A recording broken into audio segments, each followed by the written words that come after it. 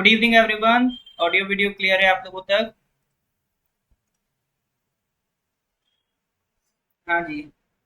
हाँ जी, तो आज मैंने अखबार पढ़ लिया और आपके लिए आज के करंट अफेयर्स रेडी कर दिए। जिस दिन नहीं पढ़ पाते उस दिन रह जाता है, आज पढ़ाते हैं ना। तो अभी तक आई थिंक आधा करंट अफेयर्स हो चुका है हमारा जून का। 2-4 दिन में इसको कंप्लीट कर देंगे। इधर साथ ही साथ हम लोग नेशनल पार्क्स भी करते चल रहे हैं ना, तो अभी पिछली 2 क्लासेस आपके नेशनल पार्क्स की भी करी हैं। उम्मीद है वो बैठ गई होंगी दिमाग में, याद कर रहे होंगे आप लोग। ऐसा ना हो कि मतलब एक आ रहा हो दूसरा जा रहा हो, है ना। तो ऐसा नहीं करना। अब उसके साथ साथ सर बेहद जरूरी है करंट अफेयर्स भी हम लोग करते चले। ठीक है। जून का क्या है, अभी जून का जो करंट अफेयर्स मांग रहे हैं मैंने उनको भेज तो दिया है, लेकिन जून के साथ दिक्कत है, अभी पूरी तरह से जो कंटेंट मैं डेवलप करता हूँ क्वेश्चंस के साथ साथ वो नहीं करे हैं ना। तो अभी वो कंप्लीट होना है, तो जून का भी 1-2 दिन में कंप्लीट हो जाएगा, फिर लिंक मैं अपलोड कर दूंगा जून की पीडीएफ में। पार्ट्स आधा करा के छोड़ा नहीं है। अल्टरनेट क्लासेस चलाएंगे, एक दिन करंट अफेयर्स, एक दिन नेशनल पार्क्स, किसी दिन करंट अफेयर्स, किसी दिन नेशनल पार्क्स, इस तरह से आपका चलता रहेगा। ठीक है, तो उसमें आपको धीरे धीरे हौले हौले हम लोग नेशनल पार्क्स आपको याद करा देंगे। ठीक है सर। चलो, तो अब ज्यादा बातें नहीं करते हैं, टाइम की वैसे ही कमी है, नंबर ऑफ क्लासेस आपकी बढ़ बढ़ के चल रही है। तो ज्यादा टाइम ना वेस्ट करते हुए आगे बढ़ते हैं आज के सवाल पर। मतलब आज के क्वेश्चन से बढ़े उससे पहले पिछले कुछ रिवाइज कर लेते हैं। जैसे क्वेश्चन नंबर 41 देख लेते हैं। अभी एक पोलावरम इरिगेशन प्रोजेक्ट चल रहा है आंध्र प्रदेश में, ये किस नदी पे बन रहा है? पोलावरम इरिगेशन प्रोजेक्ट चल रहा है आंध्र प्रदेश में, ये किस नदी पे बन रहा है? कृष्णा रिवर, तुंगभद्रा, गोदावरी या फिर कावेरी? हाँ जी सर, सही जवाब देने वाले को मिलेगा कॉन्फिडेंस, और गलत जवाब देने वाले को कुछ नया सीखने को मिलेगा। ठीक है, तो खाली हाथ कोई नहीं जाएगा।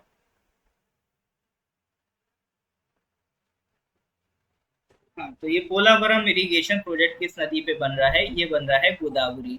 अभी यूपी ये यूडीसी में पूछा था गोदावरी के बारे में कि साउथ की लार्जेस्ट एंड लॉन्गेस्ट रिवर कौन सी है, तो दैट इज गोदावरी। इसे दक्षिण गंगा भी कहते हैं। ठीक है।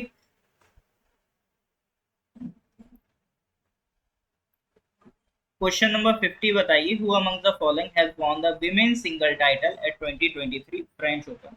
ये क्वेश्चन हम लोग पिछली क्लासेस में कर चुके हैं। Correct answer is Eega Swiatek. चलो जी, तो आई थिंक पिछली क्लास में 70 क्वेश्चन तक हम लोगों ने कर लिया था ना।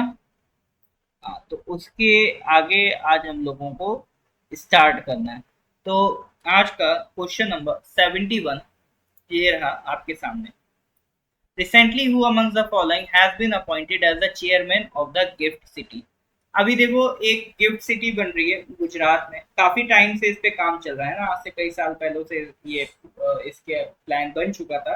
तो अब फाइनली जाके एक गिफ्ट सिटी पिक्चर में आ रही है। गिफ्ट सिटी मतलब फुल फॉर्म अगर देखोगे, Gujarat international finance tech city. ठीक है, Gujarat international finance tech city इसका फुल फॉर्म है, शॉर्ट में हम लोग इसको गिफ्ट सिटी कह रहे हैं। तो इसका चेयरमैन किसे बनाया गया? एस एस राठौर को, राजकुमार को, हंसमुख अधिया को या एस डी मानकम को? चांसेस है कि एग्जाम में गिफ्ट सिटी पे कोई सवाल बन जाए, तो हम लोग समझेंगे कि सर ये इंटरनेशनल फाइनेंस टैक्स सिटी होती क्या है।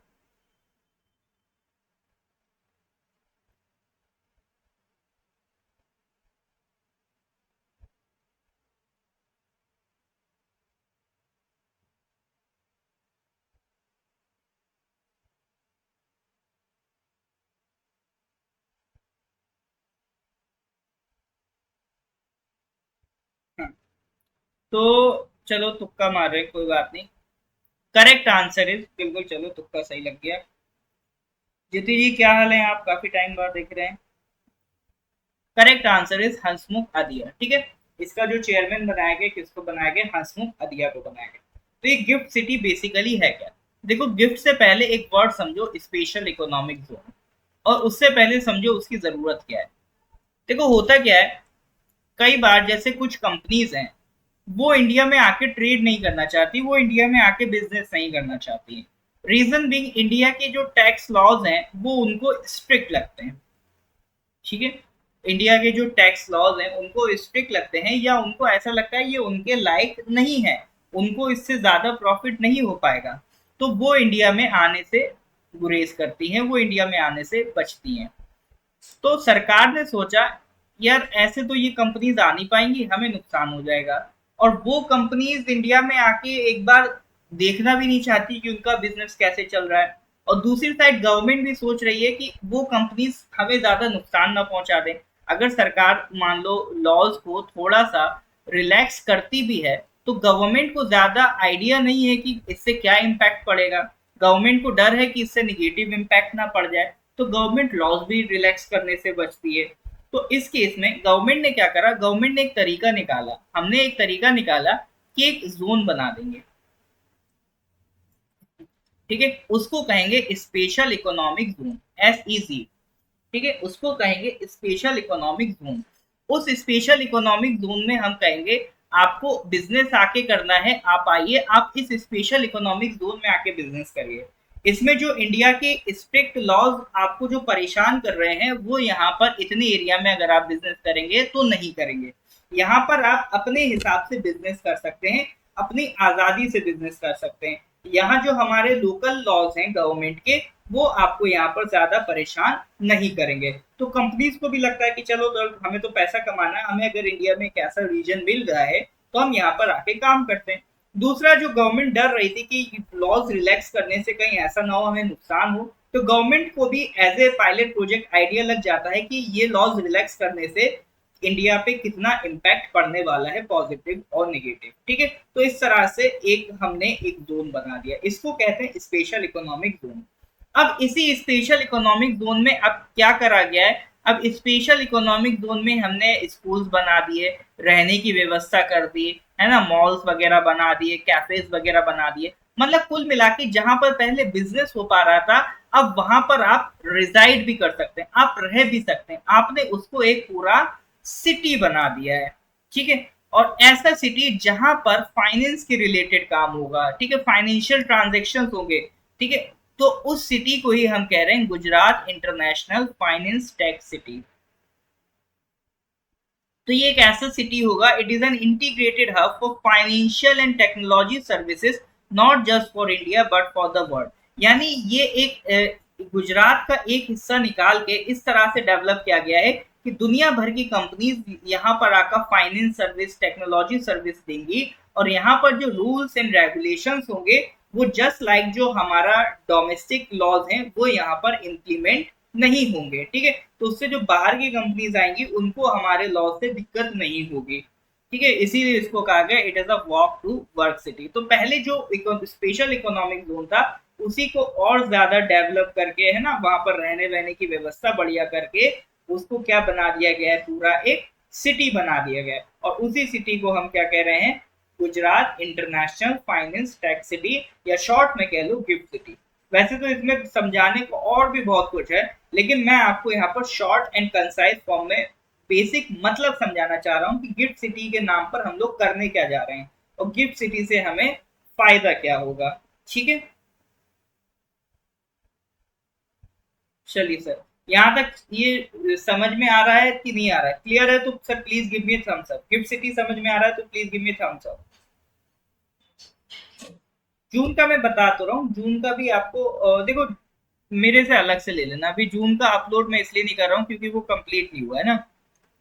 बाकी PDF चाहिए तो मेरे को व्हाट्सएप कर देना, 9990784642, इस नंबर पे व्हाट्सएप कर देना। जून में अभी थोड़ा बहुत रह गया है, जैसे कंटेंट एडिशन वाला जो पार्ट है ना वो अभी जून में बचा हुआ है, वो जैसे ही हो जाएगा जून का भी मैं उसमें अपलोड कर दूंगा। बाकी हाँ, अगर आपको अभी ज्यादा अर्जेंट चाहिए, सिर्फ क्वेश्चन आंसर चाहिए तो आपको मैं दे दूंगा जहां तक हो गए है ना।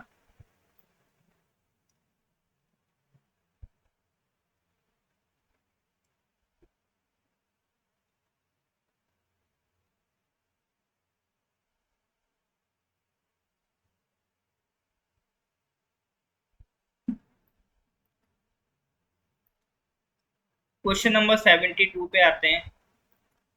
Recently, which of the following has become the first company in India to get the emergency use authorization for its first mRNA COVID-19 booster vaccine Gemcovac Om.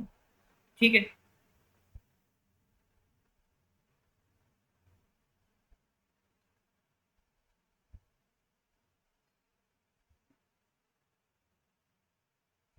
Recently, which of the following has become the first company in India to get the emergency use authorization for its mRNA COVID-19 booster vaccine Gemcovac Om? ठीक है, बताइए. नेहर जी देखिए, ऐसा है कि आपका जनवरी, देखिए revision का तुम, ऐसा है मैं आपको कुछ इम्पोर्टेंट क्वेश्चंस का टेस्ट करवा दूंगा. ठीक है, करंट अफेयर्स के इम्पोर्टेंट क्वेश्चंस कलेक्ट करके मैं क्या करूंगा, आपको एक टेस्ट करवा दूंगा. ठीक है, रिवीजन में क्योंकि जीके का एक पार्ट होता है करंट अफेयर्स, तो रिवीजन में हम लोग बाकी स्टैटिक पे ज्यादा ध्यान देते हैं, ताकि स्टैटिक जितना ओवरऑल आपका कंप्लीट हो जाए रिवीजन में, वो हमारा ज्यादा फोकस रहता है. ठीक है, तो करंट अफेयर्स का मैं ऐसा करूंगा, इंपॉर्टेंट इंपॉर्टेंट क्वेश्चंस का आप लोगों को टेस्ट करवा दूंगा. ठीक है, चलो. Jamkovic Om, बताइए सर, करेक्ट आंसर क्या होगा? Which of the following has become the first company in India to get the emergency use authorization for its mRNA COVID-19 booster vaccine Jamkovic Om? तो इसका sir correct answer is Gennova pharmaceuticals. ठीक है, correct answer is Gennova pharmaceuticals.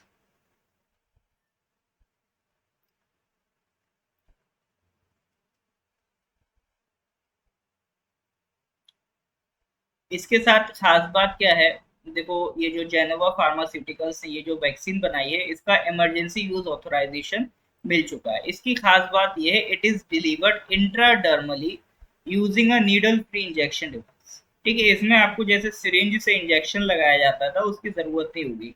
It is like, जैसे आपने देखा होगा एक आप ये नीडल हो, इस तरह का एक पेन पेन टाइप की ये वैक्सीन होती है.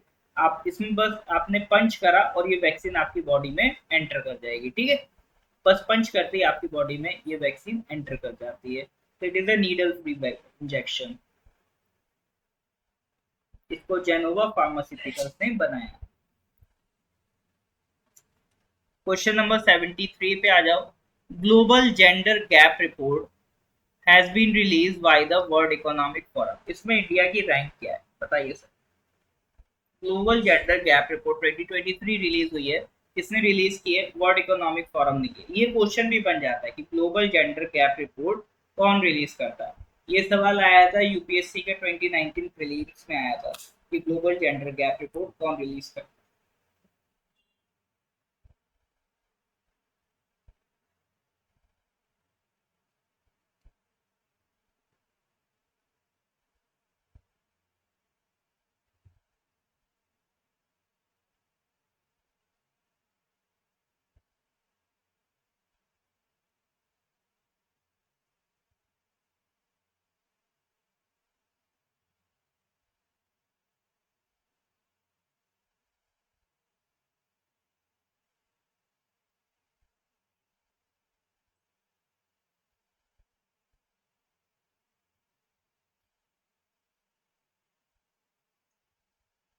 तो ग्लोबल जेंडर गैप रिपोर्ट जो वर्ल्ड इकोनॉमिक फोरम रिलीज करता है, उसमें इंडिया की रैंक कितनी है? 127 है. ठीक है, 127 इस बार हमारी रैंक रही है. ये सवाल आता है कि सर ये जेंडर गैप रिपोर्ट मेजर क्या करती है. देखो, जेंडर गैप रिपोर्ट मेजर करती है कि एक मेल है और एक फीमेल है, उनमें कितना गैप है. यानी कितने परसेंट महिलाएं लिटरेट हैं, कितनी परसेंट महिलाएं इलिटरेट है. इकोनॉमिकली सेम काम के लिए एक मेल को कितनी सैलरी दी जाती है, एक फीमेल को कितनी सैलरी दी जाती है. ठीक है, तो ये चार चीजें कंपेयर करता है कि इकोनॉमी में महिलाओं का कितना पार्टिसिपेशन है, फीमेल का कितना पार्टिसिपेशन है, अपॉर्चुनिटी यानी वही सैलरी. ठीक है, उसको पे गैप भी कहा जाता है कि महिलाओं के सेम वर्क के लिए मेल को कितना मिल रहा है, फीमेल को कितना मिल रहा है. एजुकेशन के मामले में मेल्स के पास कितनी एजुकेशन है और उसी के अकॉर्डिंगली फीमेल के पास कितनी एजुकेशन है. हेल्थ एंड सर्वाइवल में मेल और फीमेल का कंपैरिजन. पॉलिटिकल एम्पावरमेंट में मेल एंड फीमेल का कंपैरिजन. तो ये 4 चीजों के बेसिस पर जो आपका रिपोर्ट बनती है उसको कहते हैं ग्लोबल जेंडर गैप रिपोर्ट। इसको हर साल कौन रिलीज करता है? वर्ल्ड इकोनॉमिक फोरम रिलीज करता है। इसी बात पे मेरे को बताइए, वर्ल्ड इकोनॉमिक फोरम का हेडक्वार्टर कहाँ है? क्योंकि ये आपके एग्जाम के लिए बहुत इंपॉर्टेंट है, वर्ल्ड इकोनॉमिक फोरम का हेडक्वार्टर। ठीक है, तो अभी हमारा स्कोर है 68.4%। 68.4% का मतलब ये है कि 32% गैप है मेल और फीमेल के बीच में। ठीक है, यानी जितना मेल को मिल रहा है उसके कंपैरिजन में फीमेल को सिर्फ 68% मिल रहा है। ठीक है, तो ये उन दोनों के बीच में 32% का गैप है। ठीक है, और सबसे टॉप पर कौन है ग्लोबल जेंडर गैप रिपोर्ट के हिसाब से? सबसे टॉप पर कौन है? आइसलैंड हैज मेंटेन्ड इस position is the most gender equal country. इनका गैप स्कोर कितना है? 91%। यानी यहाँ पर मेल और फीमेल के बीच में करीब करीब से 9% का गैप है। ठीक है, इंडिया ने भी पिछले साल से काफी बड़ी राइज करी, पहले 135 रैंक थी, इस बार हमारी रैंक कितनी हो गई है? 127। हाँ, हेडक्वार्टर जो वर्ल्ड इकोनॉमिक फोरम का है, उनको मेरा सलाम जो जेनेवा लिख रहे हैं, क्योंकि वो वही कर रहे हैं जो मैंने उन्हें एडवाइस किया है, जब कुछ ना पता हो तो तुक्का में जेनेवा लगा दो। वैसे इसका हेडक्वार्टर डेवोस स्विट्जरलैंड में है। ठीक है, डेवोस स्विट्जरलैंड में वर्ल्ड इकोनॉमिक फोरम का हेडक्वार्टर। ठीक है, तो इंडिया की रिपोर्ट इंडिया की रैंक 127, और दूसरे साथ साथ इसमें टॉप किसने किया है? आइसलैंड ने किया। ठीक है, आइसलैंड ने किया। चलो, इसके बाद आगे बढ़ते हैं। इंडिया ने, भारत सरकार ने ऐसे कौन कौन से इनिशिएटिव लिए हैं जेंडर गैप को कम करने के? ठीक है, तो देखो, भारत सरकार ने फीमेल इकोनॉमिक पार्टिसिपेशन और हेल्थ एंड सर्वाइवल इंप्रूव करने के लिए जो अलग अलग मिशन चलाए हैं, एक है बेटी बचाओ बेटी पढ़ाओ, महिला शक्ति केंद्र है, महिला पुलिस वॉलेंटियर्स है, राष्ट्रीय महिला कोष है, सुकन्या समृद्धि योजना है, ये तो बहुत फेमस योजना है। ठीक है, पोस्ट ऑफिस में स्कीम चलती है। फीमेल ऑन्टरप्रेन्योरशिप को सरकार ने बढ़ावा दिया है, और स्पेशल स्कूल भी चलते हैं गर्ल्स के लिए, जिनका नाम है कस्तूरबा गांधी बालिका विद्यालय। ठीक है, और साथ ही साथ जो लोकल इंस्टीट्यूशंस हैं, पंचायत वगैरह, उसमें 33% सीट का सरकार ने, पार्लियामेंट ने रिजर्वेशन भी दे रखा है। ठीक है, तो ये कुछ इनिशिएटिव्स हैं perform by India to reduce gender gap in social economic and political. ठीक है, तो that is regarding regarding the global gender gap. फिर इसके बाद हम लोग आगे बढ़ते हैं अगले क्वेश्चन की तरफ, question number 74। Recently, which of the following teams has become the champions of the inaugural edition of Women's Emerging Asia Cup 2023? अभी विमेन्स इमर्जिंग एशिया कप 2023 हुआ था, तो इसमें से which of the following teams has become the champions of the inaugural edition of the Women's Emerging Asia Cup 2020? बताइए sir, correct answer क्या होगा?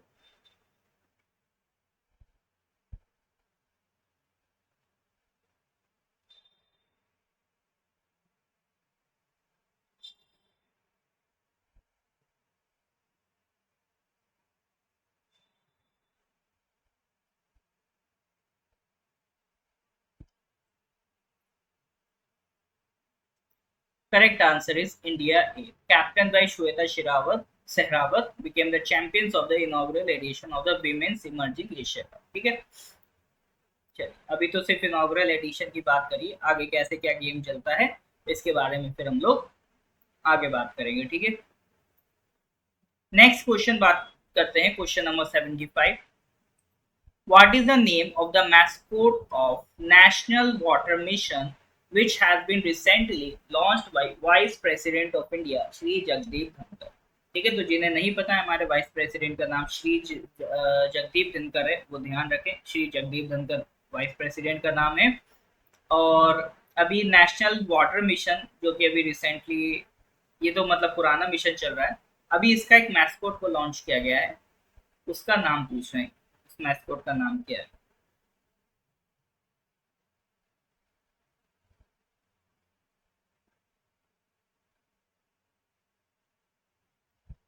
बताइए सर, जल्दी बताइए। तो मैस्कोट का नाम क्या है? पीकू लहर जी कह रहे हैं, पीकू लिलो लिली जी कह रहे हैं, शेरा, पांग जी कैसे हैं आप? काफी टाइम बाद देख रहे हैं। ओके, तो लगभग majority is with the Piku, और करेक्ट आंसर इज अपना पीकू। पीकू एक मूवी भी आई थी ना, बहुत अच्छी मूवी थी। तो पीकू ध्यान रखना, अभी जो इस मैस्कोट है नेशनल वाटर मिशन का वो कौन है? देखो, भारत सरकार ने क्लाइमेट चेंज से निपटने के लिए एक पूरा एक्शन प्लान बनाया है जिसे कहते हैं national action plan on climate change. ठीक है, NAPCC, national action plan for climate change. तो इसके तहत 8 मिशन लॉन्च करें सरकार ने, 8 मिशन लॉन्च किए national action plan on climate change के तहत। 8 मिशन लॉन्च किए हैं, उनमें से एक मिशन है नेशनल वाटर मिशन। ठीक है, उनमें से एक मिशन है नेशनल वाटर मिशन। इस मिशन के अंदर नेशनल वाटर पॉलिसी बनाई गई है। ठीक है, under the mission national water policy हमने बनाई है, उसको रिवाइज किया जाएगा। और इसका हमारा मेन पर्पज है कि वाटर को कंजर्व करें, वेस्टेज को मिनिमाइज करें, और equitable distribution across the country करें। क्योंकि होता क्या है, वाटर को लेके इंडिया में पानी की कमी नहीं है, पानी की इंडिया में कमी नहीं है, मैनेजमेंट की कमी है। एक सेक्शन ऑफ रीजन रहता है जहां पे फ्लड्स आती हैं, एक सेक्शन ऑफ रीजन रहता है जहां पर सूखा पड़ता है। तो जहां पर एक्सेस वाटर है, अगर हम वहां से जहां पर सूखा पड़ता है वहां पे पानी की सप्लाई कर पाए, तो इसी को कहेंगे इक्विटेबल डिस्ट्रीब्यूशन ऑफ वाटर। तो इसको इंश्योर करना, यही पर्पज है नेशनल वाटर मिशन का। ठीक है सर, बढ़िया उपांग जी, अच्छा चल रहा है, देन वैली स्कूल। चलिए, तो ये था national water mission. Next question पे आते हैं, question number 76। Recently, who amongst the following has been awarded the first Professor Kothapalli Jaishankar Award? अभी इनमें से किसी को प्रोफेसर कोथापल्ली जयशंकर अवार्ड मिला है। देखो, क्वेश्चन ये भी आ सकता है कि कोठापल्ली जयशंकर किससे रिलेटेड है। ठीक है,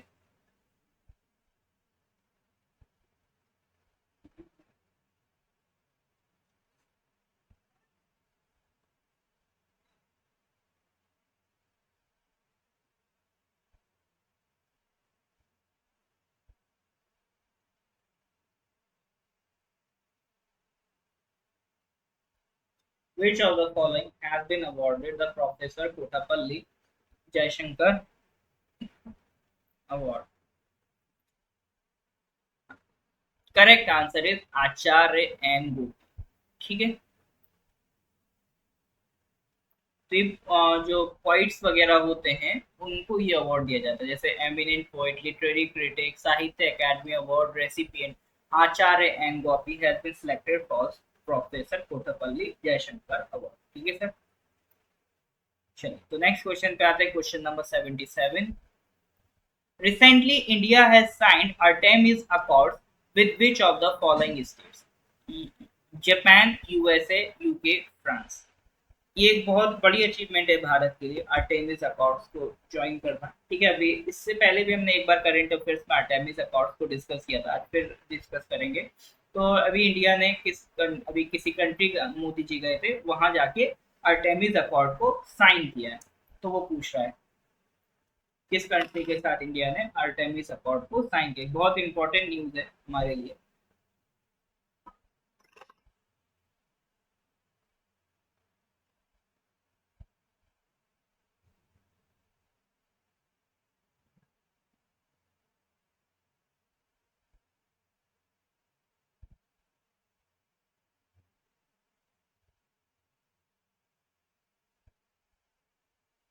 हाँ जी, बिल्कुल correct answer is USA. USA के साथ जाके हम लोगों ने आर्टेमिस अकॉर्ड को साइन किया। यूएसए में स्पेस एजेंसी है नासा, और भारत की स्पेस एजेंसी है इसरो। अभी हाल फिलहाल में कोलैबोरेट कर रहे हैं।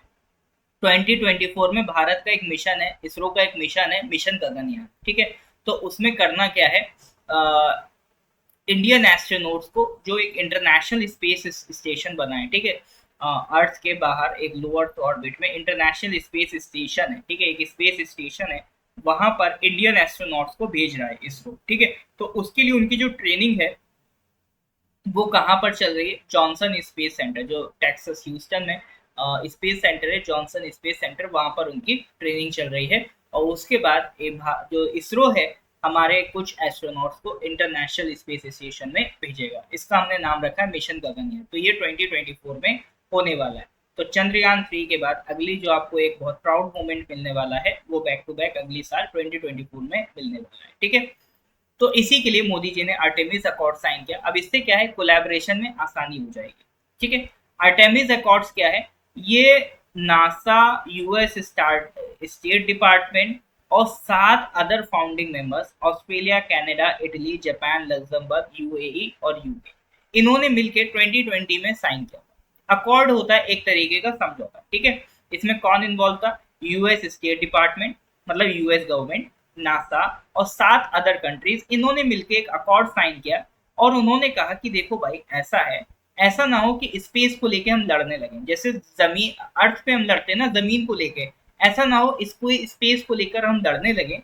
तो उसके लिए कुछ कॉमन प्रिंसिपल्स बना लेते हैं कि सिविल एक्सप्लोरेशन जो होगा स्पेस में, आउटर स्पेस को किस तरह से आप यूज करोगे, मून में किस तरह से आप रिसर्च करोगे, मार्स पे किस तरह से करोगे, यानी स्पेस में जो भी आप रिसर्च वर्क करोगे, जो भी एक्सप्लोरेशन करोगे, तो कहीं ना ऐसा ना हो कि एक कंट्री का काम दूसरी कंट्री के इंटरफियर करे। तो उसके लिए हम लोगों ने एक अकॉर्ड साइन कर लिया, एक अकॉर्ड बनाया गया आर्टेमिस अकॉर्ड 2020, सॉरी ये उसका नाम रखा गया आर्टेमिस अकॉर्ड। आज कुल मिला के अगर इंडिया को भी मिला दो तो इसमें 27 कंट्री होगी, क्योंकि इंडिया 27th कंट्री हो गई है इस अकॉर्ड को साइन करने वाली। और मजेदार बात ये नॉन बाइंडिंग है, मतलब इसमें जो बातें लिखी गई हैं नहीं भी मानोगे तो कोई दिक्कत वाली बात नहीं है। ठीक है, क्योंकि जैसे अभी हम लोग मून पे एक्सप्लोरेशन कर रहे हैं और भी कंट्रीज एक्सप्लोरेशन कर रही हैं, तो ऐसा ना हो कि हमारा रोवर उनके रोवर से वहां जाके लड़ रहा हो, है ना, कि तू स्पेस खाली कर, तू स्पेस खाली कर। तो इस तरह की चीजें ना हो, सिविल एक्सप्लोरेशन इजीली स्मूथली चलता रहे, इसलिए ये अकॉर्ड साइन किया गया। अच्छा, ऐसा नहीं है पहली बार हमने कोई स्पेस से रिलेटेड अकॉर्ड साइन किया है, ऑलरेडी हमारे पास एक ट्रीटी चल रही थी 1967 में, ऑलरेडी एक ट्रीटी साइन हुई थी, आउटर स्पेस ट्रीटी ऑफ 1967। इसी की फाउंडेशन पर एक और अकॉर्ड बनाया गया जिसका नाम है आर्टेमिस अकॉर्ड। ठीक है, तो हो सकता है आपसे कभी एग्जाम में पूछ ले आर्टेमिस अकॉर्ड किससे रिलेटेड है, तो आप बता देना स्पेस से रिलेटेड है। तो ये पूरी लिस्ट है 27 कंट्रीज जो इसका पार्ट है। ठीक है, now we are proud to say India is also a part of the Artemis Accords। ठीक है sir, is that clear or not? ठीक है, यहाँ तक सर चीजें क्लियर है तो please give me a thumbs up.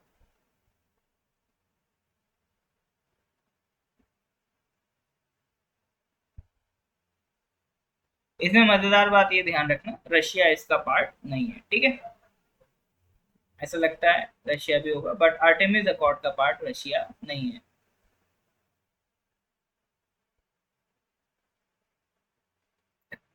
चलिए, moving to the next question, question number 78। Recently, the President of India, Srimati Draupadi Murmu, has presented the National Florence Nightingale Awards for the years 2022 and 2023. It is related to which of the following professions? अभी हमारी जो president साहिबा हैं उन्होंने national Florence Nightingale awards दिए थे। तो ये किससे रिलेटेड है? ये जो अवार्ड हैं ये फ्लोरेंस नाइटिंगेल की याद में दिए जाते हैं। ठीक है, फ्लोरेंस नाइटिंगेल एक पर्सन थी, वो किस प्रोफेशन से थी अभी मैं बताऊंगा। पहले आप ये बताओ ये अवार्ड किससे रिलेटेड है? ऑब्वियसली बात है वो जिस प्रोफेशन से रिलेटेड थी उसी प्रोफेशन से रिलेटेड ये आपका अवार्ड है। हाँ, बिल्कुल सही बात। ये जो अवार्ड है फ्लोरेंस नाइटिंगेल अवार्ड, ये नर्सिंग से रिलेटेड अवार्ड है। ठीक है, भारत सरकार ने 1973 में ये अवार्ड देना शुरू किया था और ये एक ट्रिब्यूट है to Florence Nightingale. Florence Nightingale क्या थी? एक नर्स थी। ठीक है, जो आपका आई थिंक इटली से शायद बिलोंग करती थी, और प्रीमियम वार्ड्स जब चल रहे थे तो उस टाइम जो प्रिजनर थे उनकी देखभाल करना, उन्होंने बहुत अच्छे से ये काम किया था। ठीक है, एक इंग्लिश सोशल रिफॉर्मर थी। ठीक है, और मॉडर्न नर्सिंग की शुरुआत उन्होंने ही करी थी। नर्सिंग को एक रेप्यूटेड प्रोफेशन बनाया इन्होंने ही था। ठीक है, नर्सिंग को एक रेप्यूटेबल प्रोफेशन बनाने में उन्होंने रोल प्ले किया था। उन्होंने ये शो करा था कि नर्सिंग कितना इंपॉर्टेंट प्रोफेशन है अदर देन डॉक्टर्स। ठीक है, डॉक्टर्स के बियॉन्ड भी जो नर्सिंग का वर्क होता है उसको उन्होंने हाईलाइट करा कि वो कितना मेहनत करते हैं, हाँ, एक पेशेंट के साथ। तो उन्हीं की इस याद में, उन्हीं को ट्रिब्यूट देने के लिए, उन्हीं फ्लोरेंस नाइटिंगेल को ट्रिब्यूट देने के लिए 1973 में भारत सरकार ने नेशनल फ्लोरेंस नाइटिंगेल अवार्ड की शुरुआत की। ठीक है सर।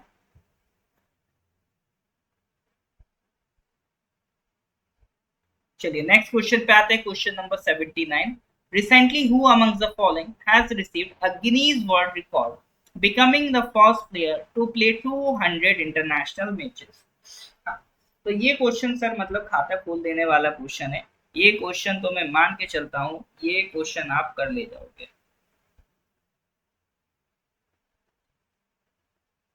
ठीक है।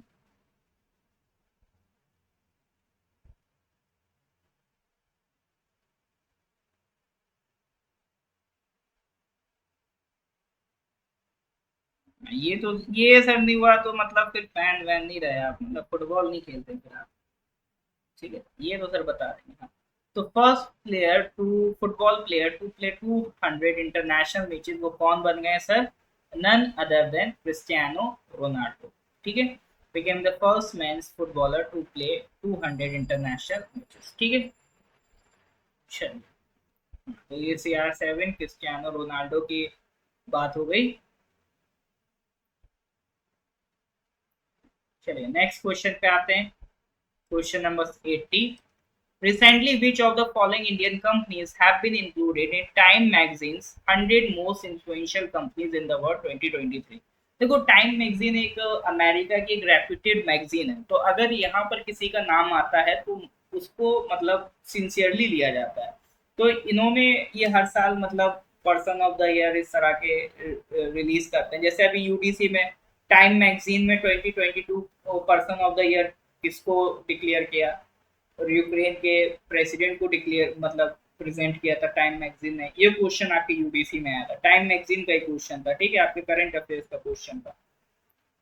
तो उसी टाइम मैगजीन ने अभी एक लिस्ट निकाली है 100 मोस्ट इन्फ्लुएंशियल कंपनीज, तो उसमें दो कंपनीज भारत की हैं। तो वो दो कंपनीज कौन कौन सी हैं, सवाल ये है।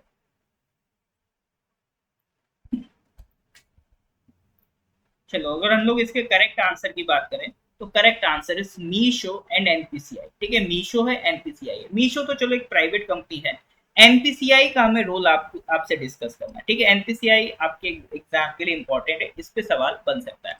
National payment corporation of India. ठीक है, इसको किसने बनाया है? देखो ये एक नॉट फॉर प्रॉफिट कंपनी है एनपीसीआई। पहले तो ये समझो, not for profit company. Not for profit company का मतलब क्या है सर? जैसे ये प्रॉफिट तो कमाती है लेकिन उसी प्रॉफिट को क्या करती है, वापस से इन्वेस्ट कर देती है। जैसे आपने कोई कंपनी खोली, आपने 100 रुपए इन्वेस्ट किए, 150 उससे अर्न किए, 50 रुपीज में से आपने मान लो 40 रुपीज खर्च कर दिए, 10 फिर इन्वेस्ट कर दिए। लेकिन ये कंपनी क्या है, ये 1 रुपया भी प्रॉफिट का खर्च नहीं करती है, ये वापस से सारा रुपया वापस से इन्वेस्ट कर देती है अपनी कंपनी में। ठीक है, ऐसी कंपनी को कहते हैं नॉट फॉर प्रॉफिट कंपनी। इसको किसने बनाया? इसको आरबीआई की मदद से बनाया गया है। ठीक है, इंडिया में जितने भी रिटेल पेमेंट्स होते हैं, जितने भी सेटलमेंट सिस्टम इंडिया में चल रहे हैं, जैसे एनईएफटी देखते हो आप, यूपीआई देखते हो, आधार इनेबल्ड पेमेंट सिस्टम देखते हो, तो जितने भी आप इंडिया में पेमेंट सिस्टम देख रहे हैं इन सबको किसने बनाया है? एनपीसीआई।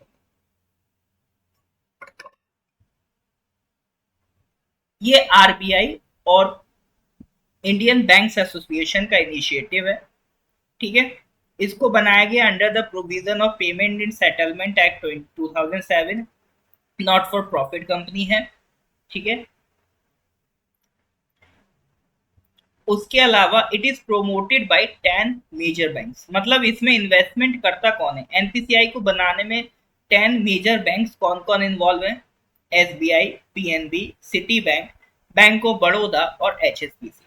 हेडक्वार्टर मुंबई में है।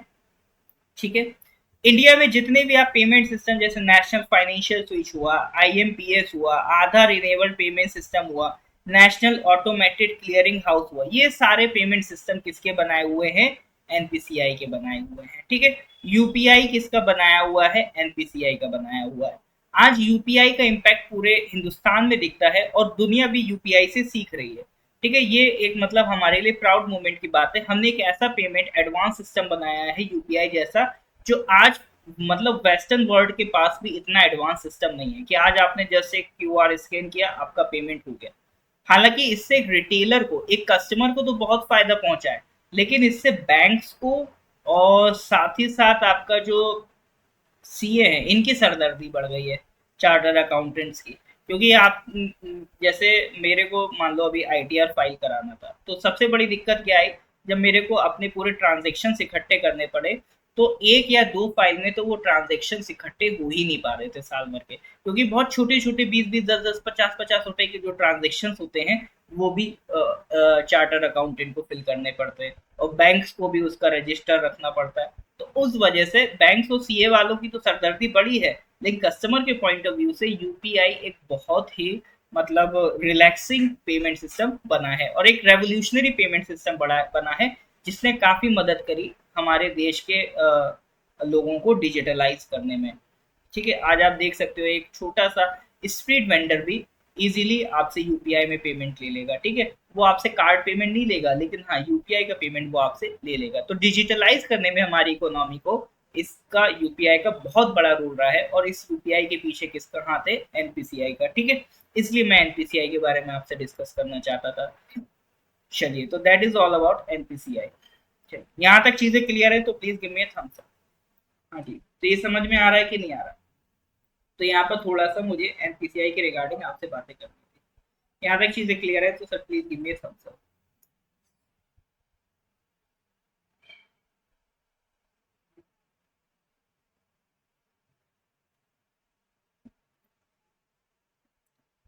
Question number 81. Recently, DRDO have partnered with which of the following companies for development of two air-independent propulsion system modules for Kalvari class submarine of the Indian Navy? देखो, प्रोजेक्ट 75 हुआ था, उसके तहत 6 submarines बनवाई गई थी स्कॉर्पिन क्लास। ठीक है, 6 स्कॉर्पिन क्लास सबमरीन बनी थी, उसमें से सबसे पहली सबमरीन थी कलवरी। तो इस कलवरी में दिक्कत क्या थी, ये सारी जो प्रोजेक्ट 75 की सबमरीन है इन सब में एयर इंडिपेंडेंट प्रोपल्शन सिस्टम नहीं है।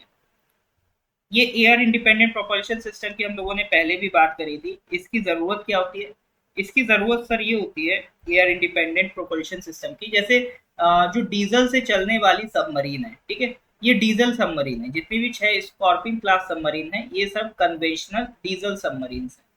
तो डीजल सबमरीन की दिक्कत क्या होती है, इनको अगर इनमें एआईपी नहीं है, मतलब एयर इंडिपेंडेंट प्रोपल्शन सिस्टम नहीं है, तो इनको डेली बेसिस पे लगभग लगभग ऊपर आना पड़ता है ऑक्सीजन लेने के लिए। तो ये एक बड़ी मिशन पे नहीं जा सकती, इन्हें डेली समंदर में ऊपर आना पड़ता है ऑक्सीजन लेने के लिए।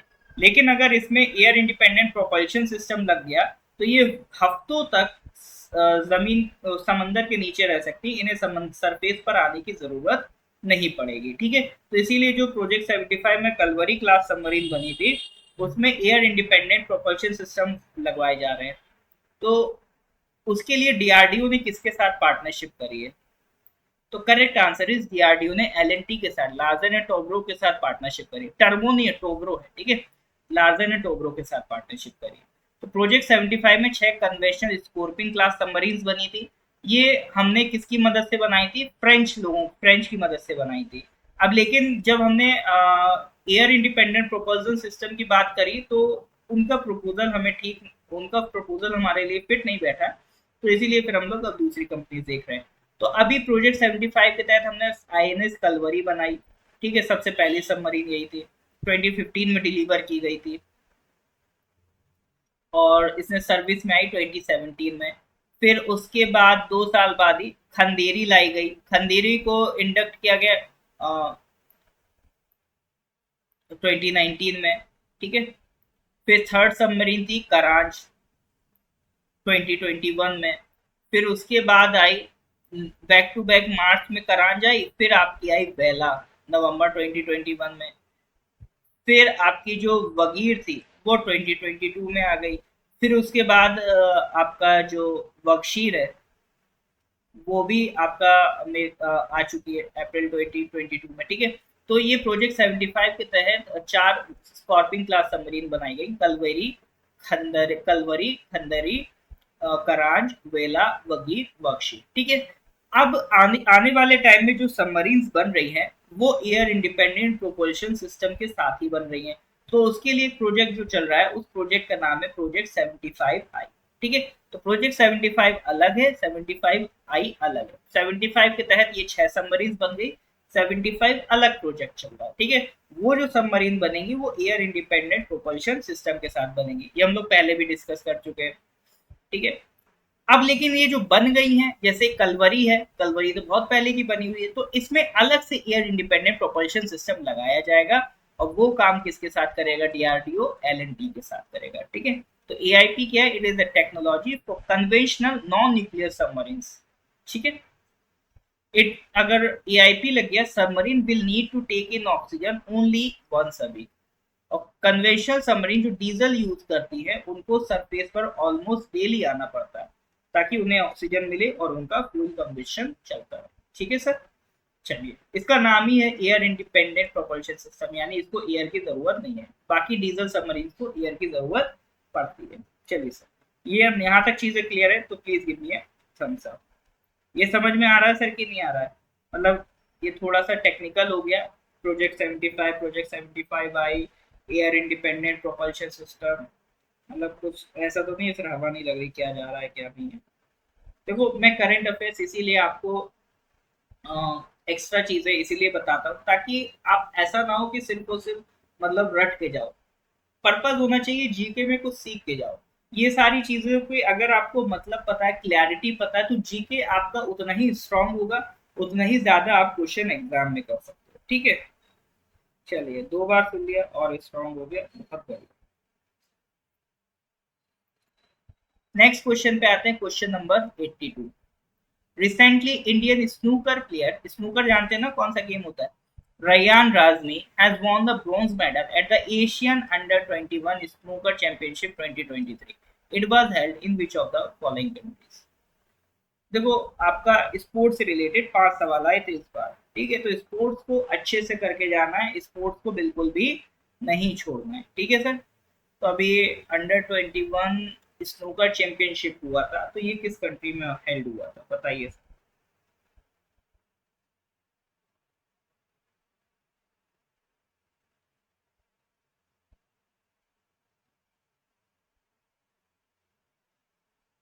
नहीं सर, ये हुआ था आपका, इसका करेक्ट आंसर इज ईरान। ठीक है। इसका करेक्ट आंसर इज ईरान। तो रैयान राजमी मुंबई का लड़का है जिसने एशियन Under-21 स्नूकर चैंपियनशिप में ब्रॉन्ज मेडल जीता। देखो, ये मैं कई बार रिपीट कर चुका हूँ, ईरान के रिलेटेड फिर रिपीट करूंगा। ईरान में 2 इंपॉर्टेंट डेजर्ट है, दश्ते काबिर, दश्ते लूत, ये नाम ध्यान रखना। फिर ईरान सऊदी अरेबिया के बीच जो वाटर पैसेज है उसे कहते हैं पर्शियन गल्फ। ठीक है। इधर फिर आगे बढ़ोगे तो ये आपका ओमान है, ये दुबई है, सॉरी ये यूएई है पूरा, और ये ईरान है। इनके बीच में जो नैरो पैसेज ऑफ वाटर आप देख रहे हो, नैरो पैसेज ऑफ वाटर, इसको हम क्या कहते हैं, स्ट्रेट ऑफ हॉर्मूज कहते हैं। प्लस साथ ही साथ ये ध्यान रखना कि कैस्पियन सी से भी बॉर्डर करता है आपका ईरान। ठीक है। तो ये 2-4 बातें मैं बार बार जब भी ईरान आता है इसको जरूर डिस्कस करता हूँ, कि ये क्योंकि सेंट्रल एशिया के ये पॉइंट कई बार पूछ लिए जाते हैं। ठीक है। दस्ते काबिर, दस्ते लूट, एपीपीएससी एसआई एग्जाम में पूछा गया था। ठीक है। तो इसको इसीलिए मैंने यहाँ पर बार बार हाईलाइट करता हूँ, ताकि बार बार नजर पड़ेगी तो कभी ना कभी तो याद हो ही जाएंगे। ठीक है सर। चलिए, तो उम्मीद होगा आज आप लोगों ने कुछ सीखा होगा। तो आज यहाँ तक ही करेंगे, इसके आगे के questions we will discuss in the next class. ठीक है। बाकी देखो, पीडीएफ के लिए मुझे व्हाट्सएप कर देना अगर नहीं है, बाकी डिस्क्रिप्शन में लिंक में पीडीएफ है, सॉरी डिस्क्रिप्शन में लिंक है, वहाँ से पीडीएफ डाउनलोड कर सकते हैं। नहीं मिल रहा है तो 9990784642, ठीक है, इस पे व्हाट्सएप कर देंगे। ठीक है। पीडीएफ में आपको प्रोवाइड कर दूंगा। ठीक है सर। चलिए, फिर आगे के क्वेश्चंस अगली क्लास में डिस्कस करेंगे।